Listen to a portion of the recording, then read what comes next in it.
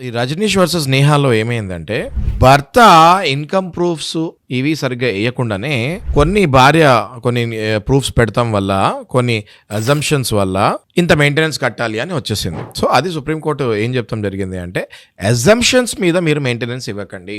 Assumptions లేకపోతే maybe falls evidences, సరైన proof లేకుండా ఇట్లా మీరు మెయింటెనెన్స్ ఇవ్వకండి అని సుప్రీంకోర్టు ఖచ్చితంగా చెప్తాం జరిగింది. డాక్యుమెంట్స్ ఏవైతే నేను మీకు ఇప్పుడు చెప్పానో ఆ డాక్యుమెంట్స్ని ప్రవేశపెట్టి అవతల అడ్వకేట్ ఏదైతే వాళ్ళ వైఫ్ ద్వారా వచ్చారో అవన్నీ తప్పుడు మాటలు, అవన్నీ అజంప్షన్స్ మాత్రమే, నా అసలైన ఇన్కమ్ ఇది అని చెప్పి మళ్ళీ ఆ హస్బెండ్ ఫైట్ చేసే అవకాశం ఉంటుంది. ఇది చాలా మందికి తెలియక, హస్బెండ్స్ లీగల్ నాలెడ్జ్ పట్ల అవేర్నెస్ లేక అప్పు చేసి మెయింటెనెన్స్ కడుతూ ఉంటారు. అప్పు చేసి మెయింటెనెన్స్ కడతామన్నది తప్పు అని నా భావన. నీకు ఎంతలో ఉన్నావో అందులో నీకు తినటానికి ఉండటానికి ఎంత కావాలో అది ఉంచుకొని మిగిలింది నీ భార్యకి పిల్లలకి ఇస్తంలో తప్పులేదు.